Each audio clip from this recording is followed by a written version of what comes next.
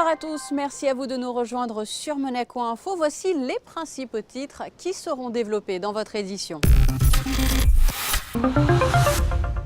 Exposition Dubaï 2020, Monaco Interexpo dévoile l'esprit du pavillon de Monaco.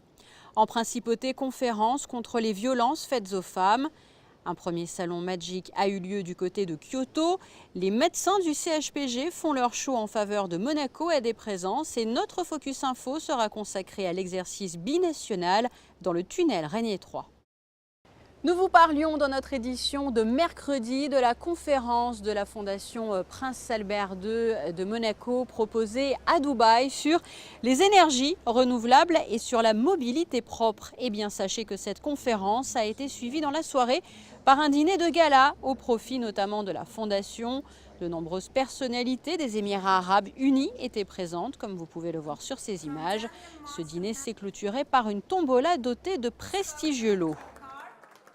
Et peu avant ce dîner, Monaco Interexpo a dévoilé l'esprit du pavillon de Monaco qui sera proposé à Dubaï justement en 2020 lors de l'exposition universelle. Le reportage sur place est réalisé par Émilie Rousseau et Sylvain Peroumal. C'est la première fois que cet événement va avoir lieu au Moyen-Orient. En 2020, l'exposition universelle se tiendra à Dubaï sur un site qui fait 2 fois la principauté. À ce jour, 190 pays participeront à cette manifestation, dont Monaco. Monaco Interexpo a dévoilé à Dubaï l'esprit du pavillon monégasque peu avant le dîner de gala, au profit notamment de la Fondation Prince Albert II. C'était important de profiter de la soirée à Dubaï pour montrer que Monaco était prêt à relever le challenge une nouvelle fois, de participer à une exposition universelle et de donner un aperçu de ce que nous voulons voir dans ce pavillon. Depuis Vienne, en 1873, la principauté n'a jamais manqué une exposition universelle. Le prince Albert Ier avait d'ailleurs présenté le résultat de ses recherches océanographiques lors des expositions de Paris en 1889 et 1900. L'exposition de 2020 a pour thème « Connecter les esprits », construire le futur et se déclinera sous 3 axes, l'opportunité, la mobilité et la durabilité. Le pavillon de Monaco sera la vitrine des nombreux domaines d'excellence de la principauté. Nous allons développer pour Monaco un Monaco 360 degrés pour montrer qu'il y a énormément de choses qui se passent en principauté, tant au point de vue culture, santé, recherche, sport. Donc ça va être la bonne façon de montrer toutes les facettes de la principauté de Monaco. Difficile de se projeter actuellement sur le site qui accueillera l'événement tant l'ampleur du chantier est colossale. L'objectif des organisateurs pour cette exposition universelle est ambitieux, 25 millions de visiteurs en l'espace de 6 mois. Coup d'envoi prévu le 20 octobre 2020.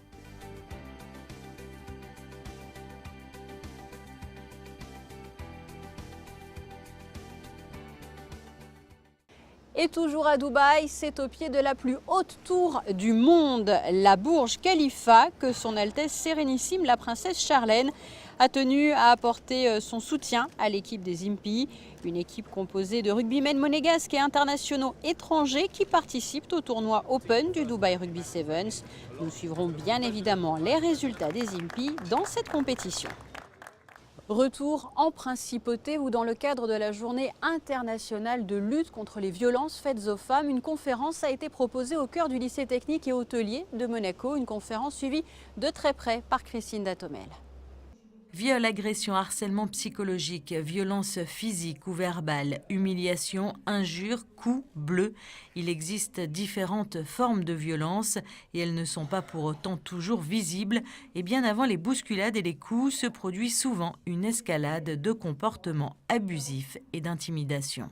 Les violences, elles sont très complexes à catégoriser parce que souvent, c'est des mécanismes qui se mettent en place et les violences, elles font système. C'est-à-dire que les violences, elles peuvent être psychologiques, mais elles peuvent être économiques aussi. Parce qu'il faut savoir, par exemple, qu'il y a une prévalence des violences subies par certaines femmes, et notamment les femmes en situation de précarité, les migrantes, les femmes à la rue, les prostituées, les femmes handicapées. Donc pour ces femmes-là, j'allais dire que le danger est encore plus grand. Globalement, donc, les violences font système, elles se composent à la fois de violences psychologiques, de violences physiques, de violences verbales. Et tout ceci part du principe qu'une femme, bien sûr, doit prendre la parole, encore faut-il qu'il y ait des gens pour les entendre. Parce que ce qu'on note, c'est qu'historiquement, les femmes ont toujours dénoncé les violences. Ce qui a changé, c'est que maintenant on les entend. Et quand on dit que les femmes ont pris la parole, c'est surtout que maintenant on entend leurs paroles. Et donc ces violences, effectivement, elles sont souvent difficiles à catégoriser. Mais je crois que les femmes, quand elles subissent des violences, elles savent que ce qu'elles subissent, ce n'est pas normal, ce n'est pas juste, et qu'il faut dénoncer ce qu'elles subissent. Mais aujourd'hui, les femmes ont moins peur et elles sont de plus en plus nombreuses à dénoncer les violences dont elles sont victimes. Selon un rapport de l'ONU, la maison serait le lieu le plus risqué pour une femme. Toutes les 6 heures, 6 femmes dans le monde meurent sous les coups d'une personne de leur entourage. Le premier lieu de danger, c'est pas dehors, c'est dedans. Il ne faut pas dire aux filles « faites attention quand vous sortez », mais faites attention quand vous rentrez, quand vous allez chez des amis. Et en tout cas, c'est aussi ça, c'est-à-dire que l'information elle est importante parce que si on veut lutter efficacement contre les violences faites aux femmes, il faut que les discours de prévention soient des discours entendables et des discours réalistes. Et les discours réalistes, c'est effectivement de rappeler que le premier lieu de danger pour les femmes, d'ailleurs comme pour les enfants, c'est la famille et c'est les proches. La prise de conscience doit donc être collective et l'éducation est primordiale. Des campagnes de sensibilisation se multiplient partout en principauté et un nom à bien retenir, la VIP, une aide psychologique et juridique à Monaco pour les victimes de violences à la personne. Vous l'avez entendu, cette lutte constitue une priorité. Nous allons d'ailleurs à ce sujet écouter Didier Gamerdinger car le gouvernement princier met tout en œuvre pour éradiquer ce fléau. Alors le gouvernement s'engage en appelant chacun à se mobiliser. Il faut que nous nous sentions tous concernés par l'égalité nécessaire qu'il faut atteindre entre les femmes et les hommes. Et puis sur la problématique plus particulière des violences, il faut que l'on comprenne qu'il faut lutter sans cesse contre ce phénomène. Il faut, comme ça a déjà commencé, que les femmes libèrent leur parole et des démarches sont en ce sens et c'est bien et il faut continuer. Et puis il faut surtout que les hommes, qui sont souvent les grands absents de cette réflexion, se sentent concernés, n'aient pas le sentiment qu'on ne parle qu'aux autres. Et ça commence dès le plus jeune âge. Il y a déjà des actions dans les écoles pour que dès les tout petits, on fasse comprendre qu'il y a un respect indispensable de l'un à l'égard de l'autre, quel que soit le sexe. Une association existe en principauté pour venir en aide à toutes ces femmes. Alors vous avez raison de le souligner, elle a un rôle extrêmement important, elle est de création récente, mais elle est très efficace, des moyens lui ont été donnés par le gouvernement, et son rôle c'est de recevoir, écouter, accompagner. Alors l'ensemble des victimes d'infractions pénales, pas seulement les femmes, mais si on parle des femmes en particulier, cette association les écoute avec intérêt et puis les oriente sur la défense de leurs droits et puis la promotion de ce qu'il faut faire pour faire entendre cette parole. Passons à présent à un tout autre sujet. Fort de leur succès, les organisateurs du salon Magic, qui célébrera ses 5 ans au mois de mars prochain, ont exporté leur savoir-faire au pays de la pop culture par excellence, le Japon. Et précisément Kyoto, Émilie Rousseau revient sur cet événement. Après avoir réussi avec succès à inviter le monde de la pop culture et des mangas en principauté avec le salon Magic, Shibuya Productions vient une nouvelle fois de marquer le coup. Cette agence de production audiovisuelle et de jeux vidéo basée à Monaco s'est lancé le pari fou d'organiser un Magic au Japon. La première édition s'est déroulée mi-novembre à Kyoto. Les autorités japonaises ont porté un grand intérêt à cette manifestation Made in Monaco. Le Magic à Kyoto, c'est juste complètement hallucinant parce que déjà ça veut dire qu'on amène du manga dans le pays du manga. C'est un petit peu comme si les gens venaient faire du vin ici. Bon, c'est un petit peu compliqué normalement. En fait, la demande elle vient directement du maire de Kyoto qui nous a dit ça serait super d'organiser un événement comme le Magic à Kyoto. Donc si vous voulez bien le faire chez nous, ça serait super. Donc je pense que c'est la première fois qu'il y a une autorité si éminente japonaise qui est intéressée par avoir un événement comme ça sur son territoire. Et donc nous on a tout de suite dit ok, on y va, on l'organise en très peu de temps et ça a été un très très grand succès parce que j'en reviens là, c'était la semaine dernière. Conférences, table ronde et concours de cosplay étaient au programme de cette première édition japonaise à laquelle a assisté des personnalités de Monaco telles que Christian Moore, vice-président de l'Ambassadors Club de Monaco, partenaire de l'événement, Wilde Hanneuse, présidente de Blue Wave Software Il y a quelques années encore, le monde du manga, des jeux vidéo ou de l'animation n'était pas reconnu à sa juste valeur. Aujourd'hui, les artistes sont de véritables vedettes connues du monde entier. De grands noms avaient d'ailleurs répondu présents pour le Magic Kyoto. Frank Miller, l'auteur de Dark Knight, Sin City, 300, Yoshitaka Amano, qui travaille sur Final Fantasy. On a eu beaucoup de grands artistes internationaux qui sont venus. On l'a organisé dans un studio de cinéma, l'événement, donc le studio de cinéma de Akira Kurosawa, tout simplement. On a ouvert tous les temples qui normalement sont interdits au public. On a fait des soirées exceptionnelles dans la tour de Kyoto, dans des temples également. Enfin, c'était complètement magique pour le coup. Alors que l'année 2018 se termine en beauté pour Shibuya Productions, la société monégasque se concentre maintenant sur la 5e édition du Magic Monaco qui aura lieu le 9 mars 2019 au Grimaldi Forum. L'auteur du manga Yu-Gi-Oh!, Kazuki Takahashi, ou Chris Claremont, scénariste des X-Men, ont déjà confirmé leur présence et les organisateurs nous réservent encore quelques surprises. En principauté, le Monte Carlo Jazz Festival touche bientôt à sa fin avec des concerts chaque soir et ce jusqu'à dimanche. En attendant, nous vous proposons de vous faire découvrir un artiste en particulier, si ce n'est peut-être le plus grand guitariste au monde, John McLaughlin. Il est interviewé par Fabien Bonilla. De faire partie du festival de jazz de Monte Carlo, c'est formidable, ça c'est chez moi, mais d'être dans cette salle. Ouais. Non, parce qu'il y a une histoire dans cette salle, il y a une atmosphère. Une sonorité elle est juste aussi. Magnifique, elle est magnifique. Une question peut-être naïve, pourquoi la guitare? Qu'est-ce qui vous a poussé un jour à faire de la guitare et pas des percussions ou pas du triangle peut-être? Pourquoi la guitare? C'est une très bonne question parce que j'ai commencé avec le piano, que j'adore toujours, mais la première seconde, la guitare est arrivée comme ça, j'étais pris. J'ai arrêté le piano immédiatement, un coup de foudre. le moment même, et je n'ai fait que la guitare à partir de ce moment-là.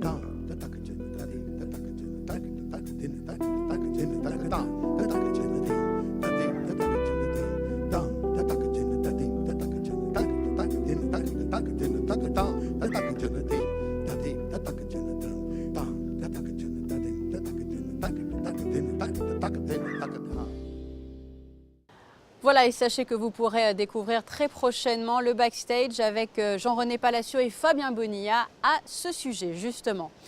Parlons à présent de ce rendez-vous qui aura lieu à la Salle des Étoiles dimanche 2 décembre à l'initiative du professeur Saoudi, le cabaret médical, un spectacle pour la bonne cause qui réunit plusieurs professionnels du centre hospitalier Princesse Grace. Vanessa Dessy. Le cabaret médical remonte sur les planches pour la 6e édition. Médecins, infirmières, aides-soignantes du CHPG se produiront dans un spectacle aux allures de comédie musicale américaine. Cette année, des effets de lumière sont au programme avec un répertoire inédit. Une des premières chansons connues, ça va être One de A Chorus Line. Tout le monde la connaissait. One, singular sensation, every little step she takes. Ça, c'est connu. Mais avant ça, il y aura une très jolie chanson écrite par le directeur musical qui s'appelle Stuart Barham, avec qui je travaille entre guillemets depuis de nombreuses années, et qui sait très bien écrire de la musique, qui joue très bien du piano. Il est un excellent directeur musical, il sait composer les spectacles, et il a écrit à plusieurs reprises dans le spectacle des textes qui vont avec l'enchaînement, avec les tableaux concernés, dont des très belles chansons de Noël à la fin, vous verrez, c'est magnifique. Technique vocale, écoute, lecture et interprétation. Après des répétitions intenses, le personnel soignant est fin prêt à jouer avec motivation. Blouse blanche et stéthoscope au placard, de véritables showman entrent en scène. C'est un peu comme tout dans la vie, il faut chercher quelqu'un qui a un éclat dans le regard. Et il y en a chez les médecins. Les médecins, quand on ne les connaît pas, on les voit dans un contexte particulier, dans un contexte professionnel où le sérieux domine. Et il faut être sérieux, il faut savoir être sérieux dans certaines situations, mais ça ne veut pas dire qu'on l'est tout le temps. Et ça ne veut pas dire que c'est la seule composante du caractère de chacun. Et beaucoup de gens sont des rigolards en dehors de leur métier. Et quelqu'un qui a un petit éclat dans l'œil, c'est un enfant qui n'est pas complètement grandi. Et c'est ça qu'il faut exploiter. C'est vrai pour tout, c'est pas seulement vrai pour la musique, c'est simplement vrai pour la vie, et ça marche. Et les gens se motivent parce qu'ils ont envie de s'amuser, de faire un truc ensemble, et en plus pour la bonne cause. Le rendez-vous est fixé au dimanche 2 décembre à 19h au Sporting Monte-Carlo Salle des Étoiles. Tous les fonds récoltés seront reversés à l'association Monaco Aide et Présence qui œuvre à travers le monde auprès d'enfants en difficulté. Vous le savez, l'actualité monégasque se développe aussi sous forme de brève. La roseraie Princesse Grace compte une nouvelle rose parmi ses fleurs. Offerte par la maison Daphné San Remo aux femmes chefs d'entreprise de Monaco, la rose Romanoff vient de rejoindre la terre de la roseraie. Un don de l'association pour la principauté et qui aura permis un moment de partage et d'amitié entre 3 pays, l'Italie, la principauté et la Russie. Place à présent à votre Focus Info. Il est consacré à la thématique de la sécurité avec cet exercice binational organisé au cœur du tunnel Régnier 3. Un exercice mené par le département de l'Intérieur et la préfecture des Alpes-Maritimes. Dominique Poulain était sur place pour vous.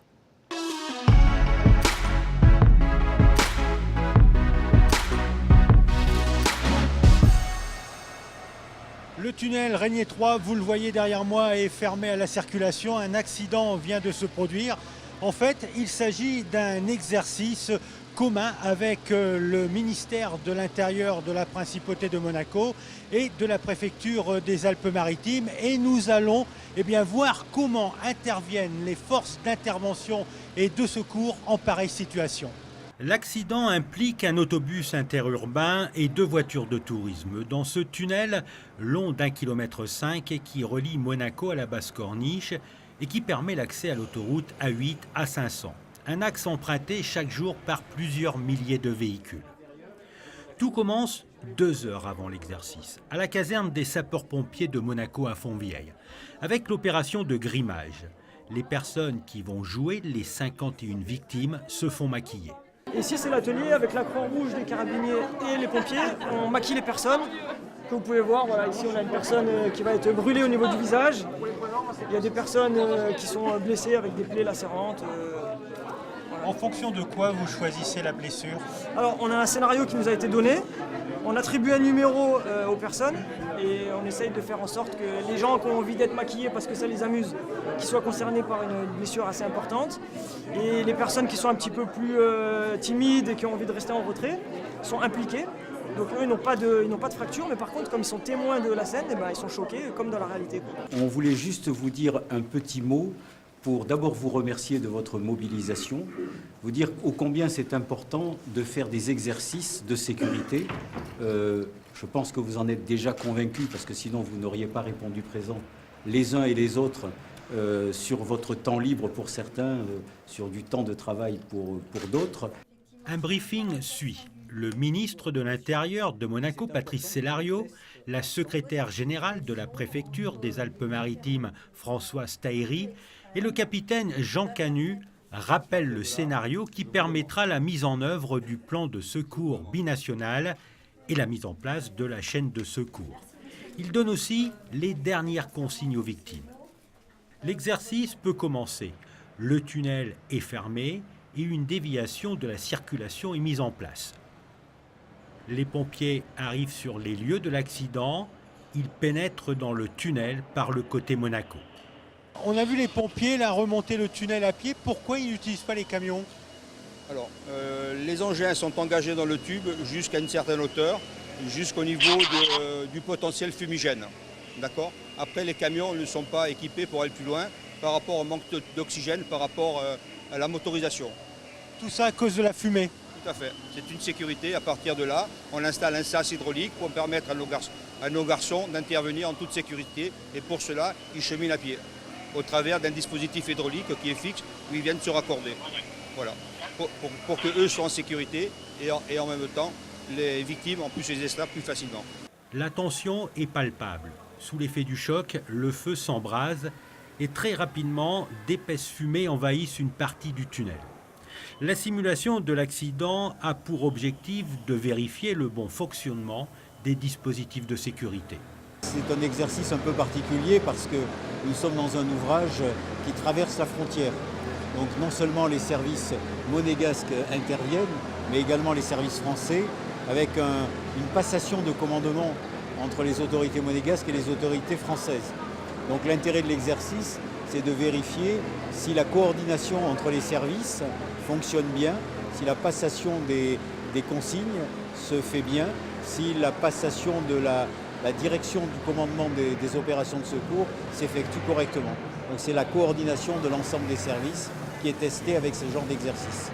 Le scénario mobilise d'importants moyens. Le département de l'Intérieur, le corps des sapeurs-pompiers de Monaco, la direction de la sûreté publique, la direction des affaires sanitaires, le corps des carabiniers du Prince, le centre hospitalier Princesse Grace, l'école d'infirmières ou encore la Croix-Rouge monégasque. Côté français, la mobilisation est quasiment la même. Au total, ce sont 250 personnes qui sont rassemblées. Alors que l'incendie est en passe d'être maîtrisé, les secours peuvent s'approcher des blessés. Certains souffrent de brûlures au 2e degré et d'une intoxication par les fumées. D'autres se plaignent de fortes douleurs à l'abdomen et au thorax. Ils sont rapidement pris en charge. D'autres victimes se réfugient dans un abri distant de quelques mètres. À respirer. Ok, vous restez en cette position-là. Vous dégrafez légèrement le pantalon.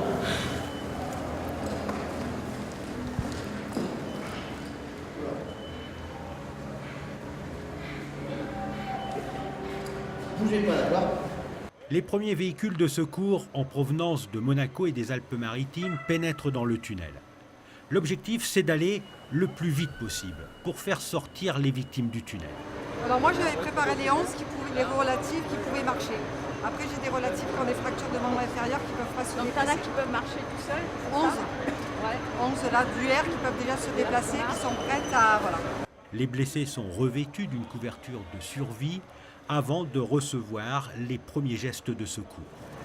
Allez, je vais te passer quelque chose, on va t'emmener l'oxygène, d'accord? Ça va aller, t'inquiète pas, ok? Allez, ça va? T'as pas trop froid? Non, j'ai mal. Nous avons créé ce qu'on appelle un point de regroupement des victimes. Ces victimes sont regroupées sur site, elles sont catégorisées, elles sont, je dirais, triées. Donc ça veut dire que d'un côté, vous avez les urgences absolues, de l'autre côté, les urgences relatives, les victimes graves, les victimes état léger. On les prépare, elles vont partir faire le poste médical avancé avec des moyens spécialisés, des ambulances et des véhicules de type Copcar qui vont pouvoir nous permettre de les évacuer dans de bonnes conditions. C'est un système informatique qui nous permet de comptabiliser les victimes de manière à avoir rapidement un bilan et de façon à le transmettre aux autorités de tutelle, que ce soit notre centre opérationnel qui ensuite sera transmis au niveau du directeur des opérations de secours au ministre de tutelle. Le but, c'est d'avoir rapidement un décompte du nombre de blessés, leur état, les informations vont venir au fur et à mesure et la finalité, c'est pouvoir transmettre en temps réel les victimes, l'état et ensuite la destination. Des observateurs en chasuble verte sont là. Ils notent tous les faits et gestes des équipes déployées. Ils peuvent ainsi mesurer le temps mis par les équipes de secours pour arriver sur les lieux, vérifier la bonne marche des liaisons entre les pompiers et évaluer la prise en charge des victimes.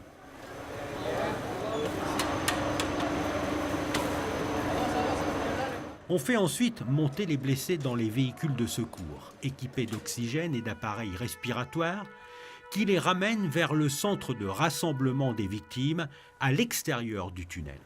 Bilan, 2 morts et 48 blessés. Après consultation des responsables des services d'intervention et de secours, le ministre de l'Intérieur monégasque et la secrétaire générale de la préfecture des Alpes-Maritimes annoncent la fin de l'exercice. Immédiatement, une réunion d'analyse est organisée.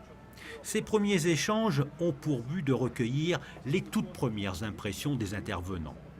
Le point extrêmement intéressant, a permis de vérifier qu'il y avait une bonne entente entre les services des pompiers français et les services de pompiers monégasques, également avec les forces de gendarmerie, également l'ensemble des services de sécurité et de santé qui ont été extrêmement impliqués et qui ont permis une évacuation des victimes dans des délais qui étaient tout à fait satisfaisants. Plus tard, un autre débriefing aura lieu pour perfectionner les modalités d'action dans cet ouvrage et faire en sorte que les services apprennent à travailler ensemble et acquièrent les techniques d'intervention. Voilà, l'exercice est terminé. Il aura duré plus de 2 heures et on a vu qu'il y avait une bonne coordination entre les pompiers et les secours monégasques et les pompiers et les secours français. Il y aura bien sûr d'autres exercices similaires entre les deux pays dans les prochaines années, voire dans les prochains mois. Voilà donc pour cet exercice lié à notre sécurité. Place à présent à vos prévisions météo. Du côté de la météo, le ciel tendra vers le gris, peu de soleil pour les prochains jours et des températures fraîches, 8 degrés pour les minimales et 15 pour les maximales en début de semaine. Vendredi, une journée couverte avec de la pluie et du vent. Le week-end sera quant à lui plus clément. La journée de samedi se partagera entre éclaircies et passages nuageux. Dimanche, elle sera plus triste avec un ciel gris pouvant se montrer menaçant en fin de journée. À compter de lundi, le soleil tentera une apparition, mais il se montrera très timide durant plusieurs jours. Et c'est ainsi que se referme cette édition. Merci pour votre fidélité. Place à présent à un nouveau rendez-vous à Monaco avec Christophe Paco et cette fois-ci Estelle Denis. À très bientôt.